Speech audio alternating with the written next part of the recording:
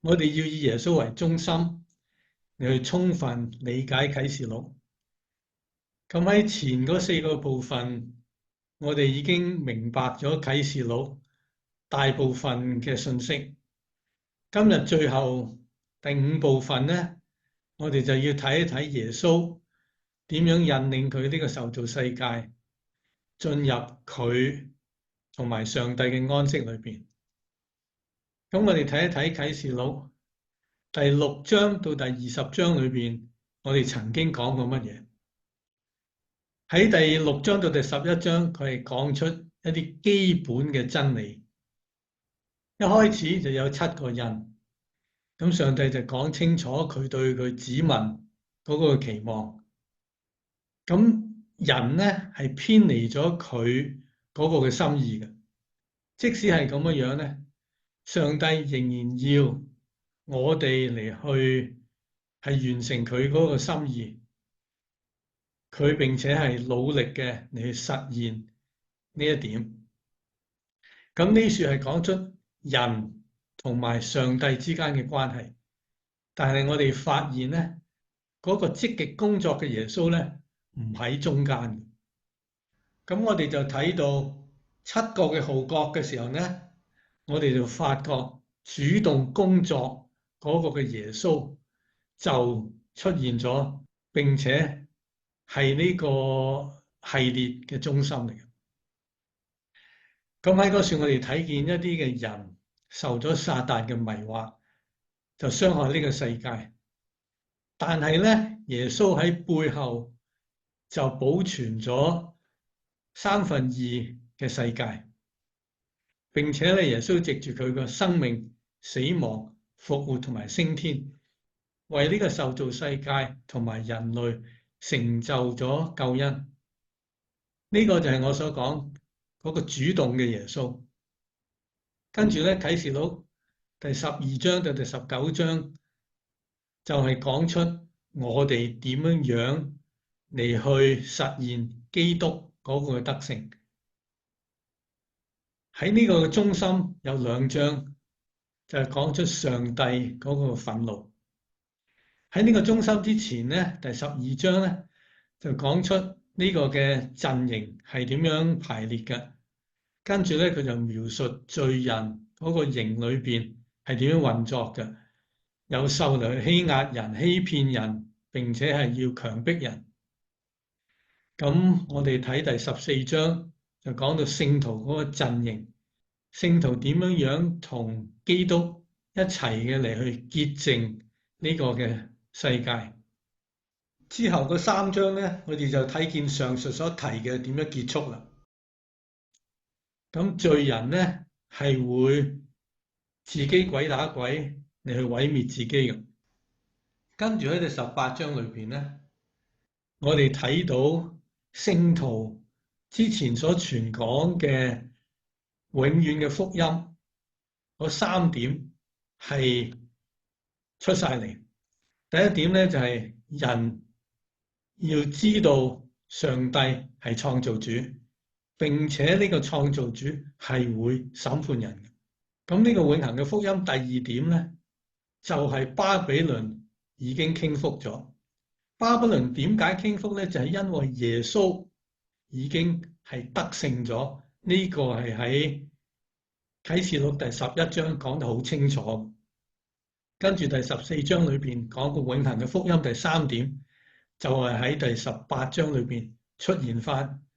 就係你哋要離開巴比倫，唔好參與佢嘅罪，否則咧你哋就會受好多嘅苦。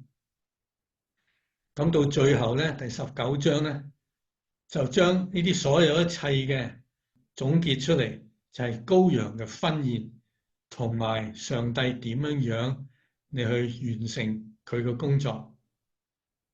睇到啟示錄第20章嘅時候，我哋睇到一個宇宙性嘅鬥爭，但係呢個宇宙性嘅鬥爭原來係發生喺我哋每一個人嘅心裏邊嘅。我哋要做一個嘅決定，我哋到底係跟從上帝啊，定係聽撒旦嘅謊言？之後咧，上帝就喺我哋死後會審判我哋每一個人。咁上述嘅一切係點樣開始嘅呢？就係我哋睇到喺啟示錄裏邊第4章講出上帝因為佢創造呢個世界而受到讚美。咁然後第5章呢，因為羔羊救贖呢個世界，而上帝同埋羔羊被讚美。咁呢個就係阿拉法，就係一個開始點。咁我哋睇到啟示錄第21章、第22章嗰度講出有一個新天新地，呢個就係上帝嘅城，佢係建立咗喺上帝不變嘅應許同埋使徒嘅根基上高。咁跟住我哋就睇到，原來整個嘅創造都係會被帶進上帝嘅聖城裏邊。咁呢個就係俄梅戛，就係最後嗰一點。咁我哋就再睇落去，耶穌喺啟示錄裏邊係安息嘅主，佢要完成上帝嗰個嘅創造。咁一開始咧，喺啟示錄第4章咧，萬物就讚美上帝話：主啊，我哋嘅上帝，你係配得榮耀、尊貴、權能，因為你創造咗萬有。咁喺第5章裏邊咧，萬物咧就話被殺嘅羔羊係配得權能、豐富、智慧、力量、尊貴、榮耀、讚美嘅。啟示錄嗰個安息嘅觀念就係圍繞呢兩個嘅主題嚟進發嘅。一開始咧，我哋就睇見有安息日。安息日係上帝工作咗6日，第7日佢享受佢自己工作嗰個成果。咁當上帝將以色列民從埃及地帶出嚟嘅時候，佢就對呢啲嘅以色列民講：你以前你冇辦法享受你自己工作嗰個成果，你做幾多呢？都係俾你個奴僕嘅主人攞晒。如今你可以學我咁樣享受到你工作嗰個成果。咁呢個咧就以3日半同埋1載、2載、半載嚟形容，佢係講出基本嘅公義。如果喺呢個世界上高，我哋睇唔到有完全嘅公義嘅話咧，上帝會最後係完成呢個公義。啟示錄第14章嗰處講：如今喺基督裏邊死咗嘅人就有福了，因為佢哋嘅工作會隨住佢哋。咁我哋再睇到安息有另外一個嘅層次，呢一個就係安息年。當以色列民進入去呢個流奶與蜜之地嘅時候，佢哋可以係耕種6年，但係第7年佢哋要俾呢個地土安息。咁咧就佢哋同地土有一個嘅和諧，呢個就成為咗受造世界嗰個藉住人帶出嚟嘅救恩。喺啟示錄裏邊咧，呢個嘅時間就係以1260日同埋1260日嚟去代表咗嘅。喺羅馬書第8章，我哋睇到原來呢個受造世界係期待得到上帝兒女嗰個嘅自由。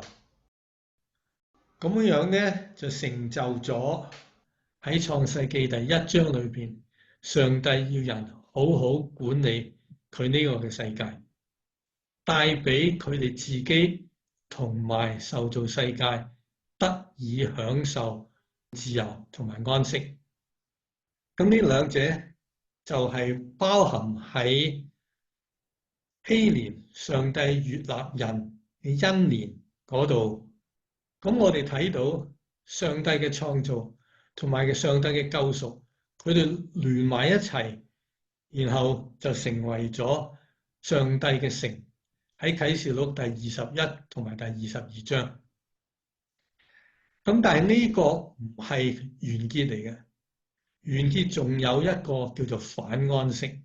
反安息咧就係以666嚟去代表咗，因為唔悔改嘅罪人，佢哋冇辦法進入到去上帝第7日嘅安息，並且佢哋係同自然界繼續嘅鬥爭冇安息，同埋佢哋自己彼此嘅鬥爭，亦都唔能夠享受到安息。咁呢個嘅時間就係以42個月加42個月嚟去代表咗。咁呢啲嘅人咧，就係喺聖城以外嘅，呢啲係全部講大話嘅人，佢哋係膽怯嘅，佢哋係唔信嘅，佢哋係可憎嘅，佢哋殺人嘅，佢哋係淫亂嘅、行邪術嘅、拜偶像等等等等。咁如果啟示錄嗰個嘅信息仍然未清楚咧，我哋睇一睇我哋以前未觸及嗰幾章。喺第1章裏邊，耶穌話：我係首先嘅，我係末後嘅，係永遠嘅。我曾經死咗，看啊，現在我又活着，直活到永永遠遠。並且我掌握咗死亡同埋陰間嗰個嘅鑰匙。呢度好清楚，就係啟示錄要將一個生命同埋死亡嘅信息，係俾我哋每一個人嚟去知道。唔係講將來會發生一啲咩世界大事嘅。咁如果我哋仍然有保留嘅話咧，我哋睇睇喺啟示錄最尾第22章有一個警告喺度。嗰處上帝係警告我哋，叫我哋唔好係加多減少佢呢本書嘅預言。佢呢本書就係啟示錄。點解咧？因為如果啟示錄係講生命同埋死亡嘅話，你減少咗，你嘅生命就自然會受到損害。如果你加上去咧，你就增加咗自己一啲嘅擔子，帶嚟無限嘅痛苦。跟住咧，我哋就再睇啟示錄第2章到第3章，講出7個嘅教會。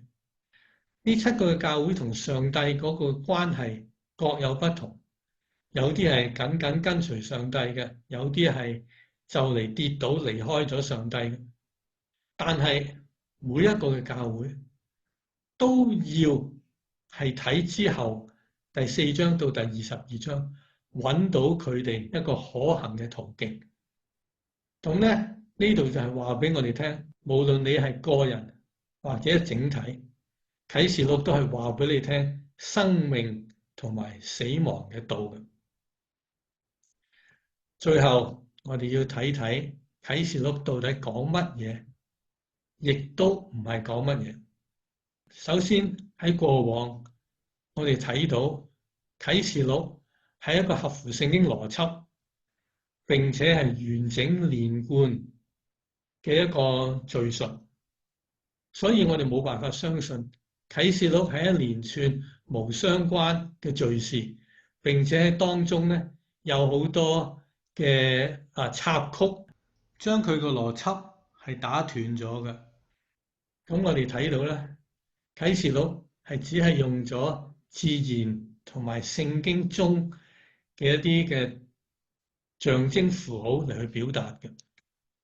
我哋唔相信約翰喺呢個生同埋死咁重要嘅信息裏邊，係同我哋玩一個遊戲。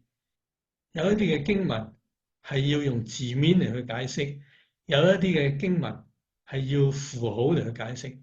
啟示錄全部都係以符號嚟去代表嘅。咁啟示錄咧就因應全本嘅聖經，從上帝開始工作一路到尾，係講一次，講出上帝連貫嘅作為。因此，我哋亦都唔可以假設啟示錄所講嘅就只限於係新約耶穌復活咗之後嘅一啲事幹。嗱，我哋嚟到一個最重要嘅一點，就係耶穌作為啟示錄嘅中心。喺啟示錄裏邊，我哋睇得好清楚，講出耶穌嘅生命或者佢嘅見證，佢嘅死亡、佢嘅復活同埋佢嘅升天，呢個就係啟示錄嘅焦點。若果我哋睇唔出呢一個嘅焦點，失去咗呢一個嘅中心嘅時候咧，我哋就會睇到啟示錄嘅神係一個無端端發脾氣，成日喺度憤怒，同聖經嘅上帝係完完全全唔同嘅一個神明嚟嘅。咁啟示錄亦都係呼籲每一個人做出好果斷嘅回應。冇一個人可以話啟示錄講緊將來一啲發生嘅事幹，我哋會喺現在，所以咧啟示錄同我哋係冇關嘅。我哋睇見啟示錄嗰個關注點，唔單止係人類，而係整個受造世界。而啟示錄叫人嚟去喺呢個受造世界裏邊揾出佢嗰個嘅角色。而我哋每一個人嘅救恩，就視乎我哋點樣嚟去回應上帝對佢整個受造世界嗰個嘅心意。最後咧，啟示錄話俾我哋聽，上帝已經喺主耶穌基督裏邊完成咗佢所有嘅預言。除咗約拿喺魚腹當中3日呢一個咁清楚嘅顯示之外咧，上帝係唔會再有其他嘅啟示，所以啟示錄冇講到將來政治嘅形勢，冇講到將來會有大災難等等嘅事幹。最後啟示錄講得咁清楚，就讓我哋一齊嚟去跟從安息嘅主，步向上帝嘅安息。阿門。